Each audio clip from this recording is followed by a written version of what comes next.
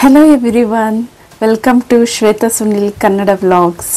ಎಲ್ಲರೂ ಹೇಗಿದ್ದೀರಾ? ಯಾರಾದರೂ ಫಸ್ಟ್ ಟೈಮ್ ನೋಡ್ತಿದ್ರೆ ನನ್ನ ಹೆಸರು ಶ್ವೇತಾ ಅಂತೇಳಿ. ನಾನು ಮಂಗಳೂರಿಂದ ವ್ಲಾಗ್ಸ್ ಮಾಡ್ತಾ ಇದ್ದೇನೆ. ಹಾಗೆ ನನ್ನ ಚಾನೆಲ್ಗೆ ಯಾರೆಲ್ಲ ಸಬ್ಸ್ಕ್ರೈಬ್ ಆಗಿಲ್ಲ ಪ್ಲೀಸ್ ಸಬ್ಸ್ಕ್ರೈಬ್ ಆಗಿ. ನಿಮ್ಮ ಸಪೋರ್ಟು ನನಗೆ ತುಂಬಾ ಇಂಪಾರ್ಟೆಂಟು. ಹಾಗೆ ನೀವು ಸಪೋರ್ಟ್ ಮಾಡಿದಷ್ಟು ನನಗೆ ಒಳ್ಳೊಳ್ಳೆ ವೀಡಿಯೋಸ್ ಮತ್ತು ಒಳ್ಳೊಳ್ಳೆ ಕಂಟೆಂಟ್ಸ್ಗಳನ್ನ ಕೊಡಲಿಕ್ಕೆ ಪ್ರೋತ್ಸಾಹ ಸಿಗುತ್ತೆ. ಹಾಗೆ ತುಂಬ ದಿನದಿಂದ ನಾನು ಹೋಮ್ ಟೂರ್ ಮಾಡಬೇಕು ಅಂತ ಅಂದ್ಕೊಂಡಿದ್ದೆ, ಆದರೆ ಆಗಿರಲಿಲ್ಲ. ಇವತ್ತು ಅದಕ್ಕೆ ಸಮಯ ಕೂಡಿ ಬಂದಿದೆ.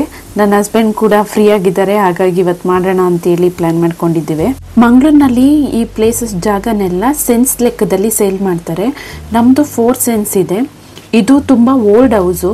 ಗೋಡೆಗಳೆಲ್ಲ ಮಣ್ಣಿನಲ್ಲಿ ಕಟ್ಟಿರೋದು, ಮಣ್ಣಿನ ಗೋಡೆಗಳು. ನಾವು ಆ ಮಣ್ಣಿನ ಗೋಡೆನೆಲ್ಲ ಸ್ವಲ್ಪ ಓಪನ್ ಮಾಡಿ ಕಾಂಕ್ರೀಟ್ ತುಂಬಿ ಗಟ್ಟಿಯಾಗಿ ಸ್ವಲ್ಪ ವರ್ಷ ಬಾಳಿಕೆ ಬರುವ ಹಾಗೆ ಮಾಡ್ಕೊಂಡಿದ್ವಿ, ರಿನೋವೇಷನ್ ಮಾಡ್ಕೊಂಡ್ವಿ ನಾವು ಈ ಮನೇನ. ಪ್ರತಿಯೊಬ್ಬ ಮಿಡಲ್ ಕ್ಲಾಸ್ ಫ್ಯಾಮಿಲಿಯವರಿಗೆ ಒಂದು ಮನೆ ಕಟ್ಟಬೇಕು ಅಂತ ಕನಸಿರುತ್ತೆ.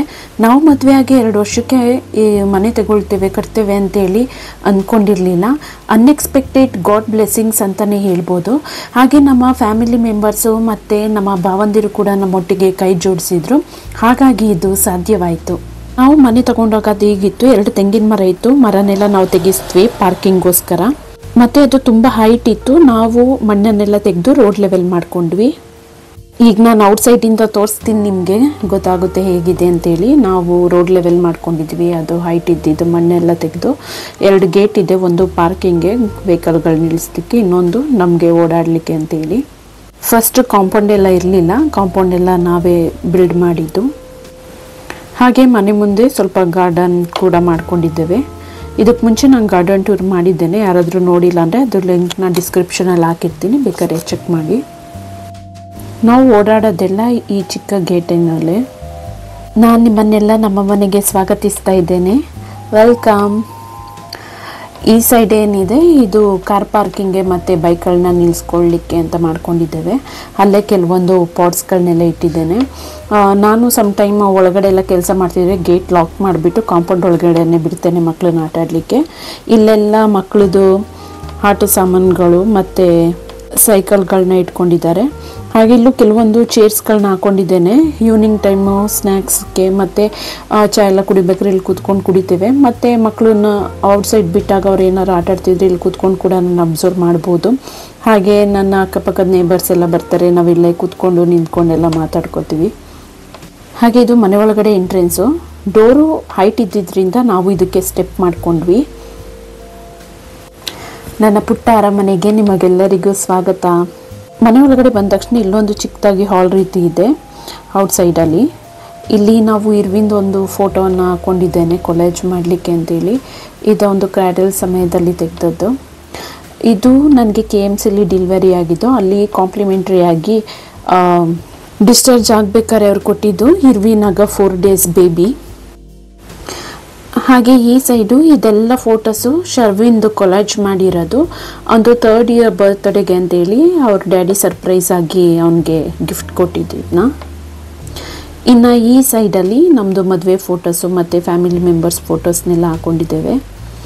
ಹಾಗೆ ಈ ಕಡೆ ಒಂದು ದಿವಾನ್ ಕಾಟ್ ಕೂಡ ಹಾಕ್ಕೊಂಡಿದ್ದೇನೆ. ಇಲ್ಲಿ ನಮ್ಮ ಅತ್ತೆ ಮಲಗ್ತಾರೆ. ಹಾಗೆ ಬೇರೆ ಟೈಮಲ್ಲೂ ಯಾರಾದರೂ ಬಂದರೆ ಇಲ್ಲಿ ಕೂತ್ಕೊಳ್ಳಿಕ್ಕೆ ಕೂಡ ಒಳ್ಳೆಯದೆ. ಹಾಗೆ ವೆಂಟಿಲೇಷನ್ ಎಲ್ಲ ತುಂಬಾ ಚೆನ್ನಾಗಿದೆ ಮನೆಗೆ. ಕಿಟಕಿ ಎಲ್ಲ ಇಲ್ಲಿ ಮನಿಕೊಂಡು ಬೇಕಾದ್ರೆ ಹೊರಗಡೆ ಮಕ್ಕಳು ಆಡ್ತಿದ್ರೆಲ್ಲ ಅಬ್ಸರ್ವ್ ಮಾಡ್ಬೋದು.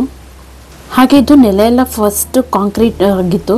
ನಾವು ಅದಕ್ಕೆ ಟೈಲ್ಸ್ ಎಲ್ಲ ಹಾಕ್ಕೊಂಡು ರಿನೋವೇಷನ್ ಮಾಡ್ಕೊಂಡಿದ್ದು. ಆ್ಯಕ್ಚುಲಿ ಇದು ಫಸ್ಟು ಬೆಡ್ರೂಮ್ ಆಗಿತ್ತು. ನಾವು ಇದನ್ನ ಕಿಚನ್ಗೆ ಕನ್ವರ್ಟ್ ಮಾಡ್ಕೊಂಡ್ವಿ.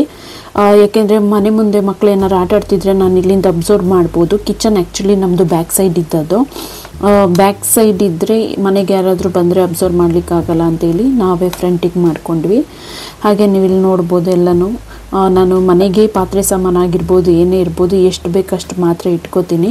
ನನಗೆ ಕಿಚನ್ ತುಂಬ ಸಾಮಾನುಗಳು ಎಲ್ಲೇ ಆಗಲಿ ತುಂಬ ಇಟ್ಕೊಂಡ್ರೆ ನಂಗೆ ಅಷ್ಟು ಇಷ್ಟ ಆಗಲ್ಲ. ಹಾಗಾಗಿ ಎಷ್ಟು ಬೇಕಷ್ಟೇ ಸಾಮಾನುಗಳನ್ನ ನಾನು ಇಲ್ಲಿ ಇಟ್ಕೊಂಡಿರೋದು. ನಾನು ನೆಕ್ಸ್ಟು ಕಿಚನ್ ಟೂರ್ ಒಂದು ಸಪ್ರೇಟಾಗಿ ಮಾಡಿರ್ತೀನಿ. ಹಾಗೆ ಕಿಚನ್ಗಳಲ್ಲಿ ನಾನು ಕಬರ್ಡ್ಸ್ಗಳೆಲ್ಲ ಏನು ಮಾಡಿಸ್ಕೊಂಡಿಲ್ಲ, ಜಿರಳೆ ಎಲ್ಲ ಸೇರ್ತವೆ ಅಂತೇಳಿ. ಹಾಗೆ ಸ್ವಲ್ಪ ಫ್ರೀಯಾಗಿ ಗಾಳಿ ಆಡಲಿ ಅಂದ್ಬಿಟ್ಟು ಹಾಗೆ ಅಂದರೆ ನಮಗೆ ಟೆಂಪ್ರವರಿಗೆ ಹೇಗೆ ಬೇಕೋ ಹಾಗೆ ನಾವು ಮಾಡಿಸ್ಕೊಂಡಿದ್ದೇವೆ. ನಾನು ಇಲ್ಲಿ ಕುಕ್ಕಿಂಗ್ ಮಾಡಿಕೊಂಡು ರೋಡಲ್ಲಿ ಹೋಗೋರು ಬರೋರನ್ನ ಮನೆ ಮುಂದೆ ಇರೋರನ್ನ ಮಾತಾಡ್ಸ್ಕೊಂಡು ಆರಾಮಾಗಿ ಕುಕ್ಕಿಂಗ್ ಮಾಡ್ತಾ ಇರ್ತೀನಿ. ಅವರು ಕೂಡ ಹೊರಗಡೆ ಏನಾದ್ರು ಕೆಲಸ ಮಾಡ್ತಿದ್ರೆ ಹೊರಗಡೆಯಿಂದ ನಿಂತ್ಕೊಂಡು ನನ್ನ ಹತ್ರ ಮಾತಾಡ್ಕೊಂಡಿರ್ತಾರೆ. ಎಲ್ಲದಕ್ಕಿಂತ ಹೆಚ್ಚಾಗಿ ಮಕ್ಕಳು ಹೊರಗಡೆ ಆಟಾಡ್ತಿದ್ರೆ ನಾನು ಇಲ್ಲಿಂದನೇ ನಿಂತ್ಕೊಂಡು ಅಬ್ಸರ್ವ್ ಮಾಡ್ತಾ ಇರ್ತೀನಿ ಅವ್ರನ್ನ. ಕಿಚನ್ ಫ್ರಂಟ್ ಇರೋದು ನನಗೊಂದು ಪ್ಲಸ್ ಪಾಯಿಂಟ್ ಅಂತಲೇ ಹೇಳ್ಬೋದು. ಹಾಗೆ ನೆಕ್ಸ್ಟ್ ಇದು ಹಾಲು. ನಮ್ಮ ತುಂಬ ಸಮಯನ ನಾವು ಇಲ್ಲೇ ಕಳೆಯೋದು. ಇನ್ನು ಇಲ್ಲಿ ಒಂದು ಟಿ ವಿ ಕ್ಯಾಬಿನ್ ಇಟ್ಕೊಂಡಿದ್ದೀವಿ. ಇಲ್ಲಿ ಶರ್ವಿನ್ ಮತ್ತು ನನ್ನ ಹಸ್ಬೆಂಡ್ಗೆ ಬಂದಿರುವ ಪ್ರೈಸಸ್ಗಳನ್ನ ಕೂಡ ನಾವು ಇಟ್ಕೊಂಡಿದ್ವಿ, ಮತ್ತು ಒಂದು ಲ್ಯಾಂಡ್ಲೈನ್ ಫೋನಲ್ಲಿ. ಇನ್ನು ಮೇಲ್ಗಡೆ ಇರೋ ಕೆಲವೊಂದು ಶೋ ಪೀಸಸ್ಗಳನ್ನ ಇಟ್ಕೊಂಡಿದ್ದೀನಿ. ಇನ್ನು ಇಲ್ಲಿ ಟೆಡ್ಡಿ ಬೇರ್ಸ್ಗಳು. ನನಗೆ 2 ಗಂಡು ಮಕ್ಕಳು ಆಗಿರೋದ್ರಿಂದ ಇಬ್ಬರು ಕೂಡ ಟೆಡ್ಡಿ ಬೇರ್ನ ಮುಟ್ಟೋದೇ ಇಲ್ಲ. ನನಗೆ ಯಾವಾಗಲೂ ಅದ್ರ ಮೂಡಿದ್ದಾಗ ಅದನ್ನ ಇಟ್ಕೊಂಡು ಮುದ್ದಾಡಬೇಕಷ್ಟೆ. ಇನ್ನಿದು ನವಿಲು ಗರಿಗಳು. ಅವರು ಲಾಸ್ಟ್ ಟೈಮ್ ಬಾವಿ ಹತ್ರ ಏಡಿಗಳನ್ನ ಹಿಡಿಯಕ್ಕೆ ಹೋದಾಗ ಅಲ್ಲಿ ಬಿದ್ದಿದ್ದ ನವಿಲ್ಗರಿಗಳನ್ನ ಆಯ್ಕೊಬಂದು ಇಟ್ಕೊಂಡಿದ್ರು, ಹಾಗಾಗಿ ನಾನು ಇಲ್ಲಿ ಇಟ್ಕೊಂಡಿದ್ದೇನೆ ಅದನ್ನು ಕೂಡ. ಇನ್ನು ಈ ಕಡೆ ನಮ್ಮದು ದೇವ್ರ ಫೋಟೋಗಳನ್ನು ಕೂಡ ಹಾಕ್ಕೊಂಡಿದ್ದೇವೆ. ಇನ್ನು ಇಲ್ಲಿ ಒಂದು ಸೋಫಾ ಸೆಟ್ಟು. ಇಲ್ಲಿ ಬ್ಯಾಕ್ ಸೈಡು ಕೂಡ ಒಂದು ಕಿಟಕಿನ ನಾವು ದೊಡ್ಡದಾಗೆ ಮಾಡ್ಕೊಂಡ್ವಿ. ಮೊದಲು ಕಿಟಕಿಗಳೆಲ್ಲ ತುಂಬಾ ಚಿಕ್ಕದಾಗಿದ್ದು. ಮತ್ತು ಇಲ್ಲಿ ನನ್ನ ಹಸ್ಬೆಂಡ್ಗೆ ಕ್ರಿಕೆಟ್ ಮ್ಯಾಚಲ್ಲಿ ಸಿಕ್ಕಿರುವಂಥ ಪ್ರೈಸಸ್ಗಳನ್ನೂ ಕೂಡ ಇಲ್ಲೇ ನಾವು ಇಟ್ಕೊಂಡಿದ್ದೇವೆ. ಅವರಿಗೆ ಕ್ರಿಕೆಟ್ ಅಂದರೆ ತುಂಬಾ ಇಷ್ಟ. ಅವಾಗವಾಗ ಕಂಪ್ನಿಲಿ ಮ್ಯಾಚ್ ಇದ್ದಾಗ ಪಾರ್ಟಿಸಿಪೇಟ್ ಮಾಡ್ತಾ ಇರ್ತಾರೆ. ಇವರು ನಮ್ಮ ಮಾವ ಮತ್ತು ಇವರು ನಂದು ಅಪ್ಪ. ಅವರಿಬ್ಬರದ್ದು ಫೋಟೋಗಳನ್ನು ಕೂಡ ಇಲ್ಲಿ ಹಾಕ್ಕೊಂಡಿದ್ದೇವೆ. ನಾವು ಸ್ಟಾರ್ಟಿಂಗ್ಗೆ ಮನೆಗೆ ಬಂದಾಗ ಮೇಲ್ಗಡೆ ಸೀಲಿಂಗ್ ಎಲ್ಲ ಫುಲ್ಲು ಕೆಳಗಡೆ ಇತ್ತು. ನಾನು ಕೈ ಸ್ವಲ್ಪ ಮೇಲ್ಗಡೆ ಹಾಕಿದರೂ ಸಹ ನನ್ನ ಕೈಗೇನೆ ತಾಗ್ತಿತ್ತು. ಹಾಗಾಗಿ ನಾವು ಅದನ್ನೆಲ್ಲ ಫುಲ್ಲು ಹೈಟ್ ಮಾಡಿಕೊಂಡು ಆನಂತರ ಮೇಲ್ಗಡೆ ಸೀಲಿಂಗ್ ಮಾಡ್ಕೊಂಡಿದ್ದೇವೆ. ಹಾಗೆ ಟಿ ವಿ ಕ್ಯಾಬಿನ್ ಕೆಳಗಡೆ ನಾವು ಕೆಲವೊಂದು ಬುಕ್ಸ್ಗಳನ್ನು ಕೂಡ ಇಟ್ಟಿದ್ದೇವೆ.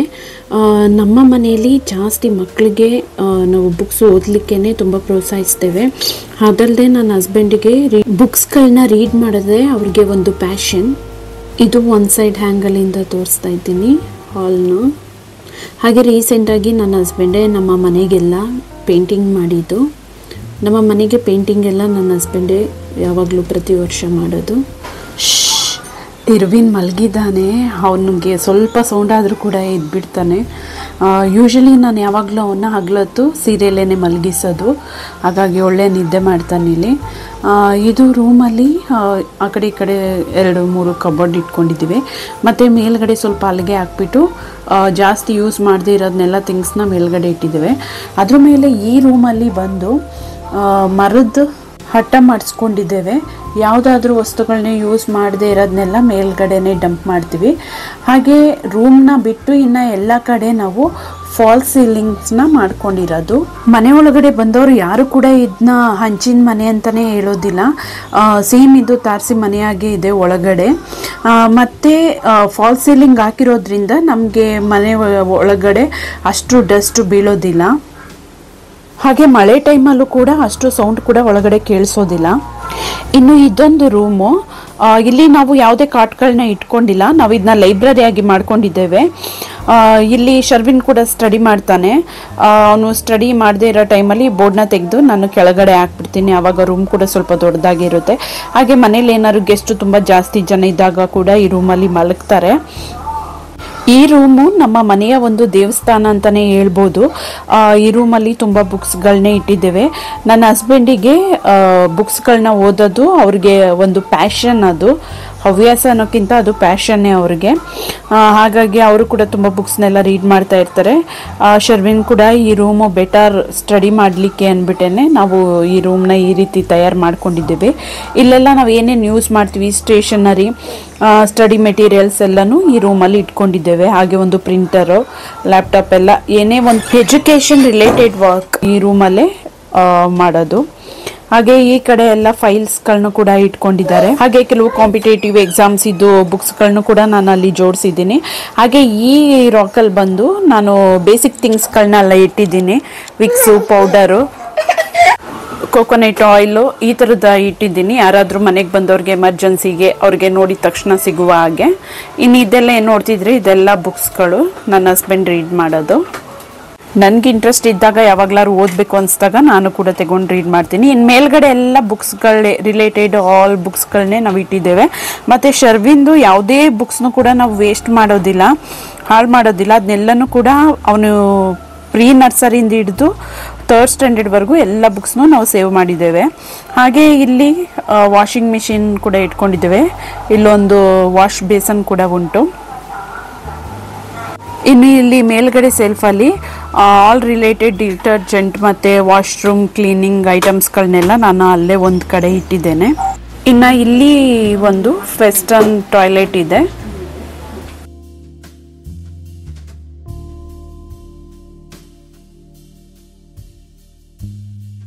ಇನ್ನು ಪಕ್ಕದಲ್ಲಿ ಇದೊಂದು ಅಟ್ಯಾಚ್ ಬಾತ್ರೂಮ್.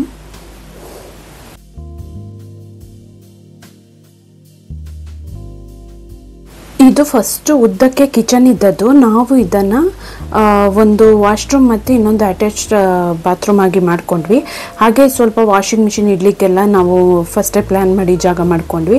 ಮತ್ತು ಇಲ್ಲೊಂದು ವಿಂಡೋ ಇದೆ ಮನೆ ಹಿಂದ್ಗಡೆ, ಅದು ನಾನು ಹಿತ್ಲು ಅಂತ ಹೇಳ್ತೇನಲ್ಲ ಅಲ್ಲಿದು. ಇಲ್ಲಿಂದ ಕೂಡ ಅಬ್ಸರ್ವ್ ಮಾಡ್ಬೋದು ನಾವು ಹಿಂದ್ಗಡೆ ಎಲ್ಲ. ಮನೆ ಚಿಕ್ಕದಿರಲಿ ದೊಡ್ಡದಿರಲಿ ಕ್ಲೀನಿಂಗ್ ವೆರಿ ಇಂಪಾರ್ಟೆಂಟ್. ನೋಡಿದ್ರಲ್ಲ ಫ್ರೆಂಡ್ಸ್ ನಮ್ಮ ಮನೆ ಹೋಮ್ ಟೂರ್. ನಿಮಗೆಲ್ಲ ಹೇಗನ್ಸ್, ಹಾಗೆ ನಿಮಗೆಲ್ಲ ಏನಾದ್ರು ಸಜೆಷನ್ ಕೊಡೋದಿದ್ರೆ ಪ್ಲೀಸ್ ಸಜೆಷನ್ ಕೊಡ್ಬೋದು ನನಗೆ ಇಲ್ಲಿ ಸಿಗುವ ಶಾಂತಿ, ಸಮಾಧಾನ, ನೆಮ್ಮದಿ, ಕಂಫರ್ಟ್ ಎಲ್ಲೂ ಸಿಗಲ್ಲ. ಅದಕ್ಕೆ ಅಲ್ವಾ ಹೇಳೋದು ನಮ್ಮನೆ ಅಂತ. ಅದು ನನ್ನೊಬ್ಳಿಗೆ ಅಲ್ಲ, ನಿಮ್ಮೆಲ್ಲರಿಗೂ ಸಹ ಇದ್ದೇ ಇರುತ್ತೆ. ಮನೆ ಗುಡಿಸಲೇ ಆಗಲಿ ಅರಮನೆನೇ ಆಗಲಿ ನಮ್ಮನೆ ನಮಗೇನೆ ಚಂದ. Okay friends, be happy no B P ಅಂತ ಹೇಳ್ತಾ ಈ ವ್ಲಾಗ್ಸ್ನ ಏನು ಮಾಡ್ತಾ ಇದ್ದೇನೆ. ಯಾರೆಲ್ಲ ಸಬ್ಸ್ಕ್ರೈಬ್ ಆಗಿಲ್ಲ ಪ್ಲೀಸ್ ಸಬ್ಸ್ಕ್ರೈಬ್ ಆಗಿ. Thank you for watching. Take care. Bye bye.